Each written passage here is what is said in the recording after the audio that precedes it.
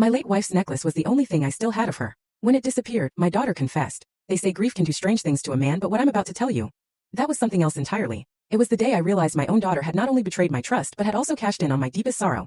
All for a cheap vacation. And in that gut-wrenching moment, a cold, hard clarity washed over me that changed everything. I stood in my bedroom, my hands shaking so bad I could barely hold the empty velvet box. It sat there accusing me, its cream satin interior holding nothing but the ghost of what should have been there. Eleanor's necklace. The gold chain with the heart locket she'd worn every single day for 40 years. Gone. Downstairs, the chaos of my life unfolded. Jennifer's voice, sharp and demanding, barked about breakfast. Michael's booming laugh echoed from the living room. Some sports announcer yelling underneath. Amber's phone conversation drifted up the stairs.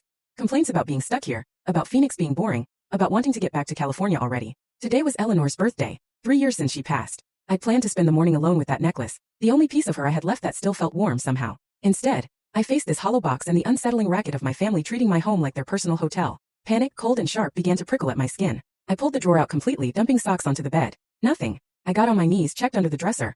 Just dust and an old receipt. My chest tightened. I moved to the closet, frantically patting down coat pockets, rifling through shoeboxes. My breathing came faster. The bathroom next. I yanked open the medicine cabinet, pulled out the drawers beneath the sink, scattering Q-tips across the tile floor. Where was it? Where was it? I checked impossible places I'd already searched twice, the nightstand drawer behind the headboard under the mattress. My hand shook harder now. That steady tremor of panic I hadn't felt since those last hours with Eleanor in the hospital, when nothing I did could stop what was coming. 42 years of marriage. And that necklace was all I'd kept. Her clothes donated, her books given to the library, her garden tools rusting in the shed because I couldn't bear to use them. But the necklace, I kept that safe in its box, except on days like today when I needed to remember her face. Each step was deliberate as I walked downstairs. In the living room, Michael sprawled across my couch, feet up on the armrest, a bag of chips balanced on his chest. He didn't even look up. I stepped over Amber's shopping bags clustered near the stairs, navigated around the coffee table whose sheet was shoved out of place. Jennifer stood at the kitchen counter, phone in one hand, knife in the other, chopping vegetables with aggressive precision. Thunk, thunk, thunk. Jennifer, I said, trying to keep my voice steady. Have you seen? I'm busy, Dad.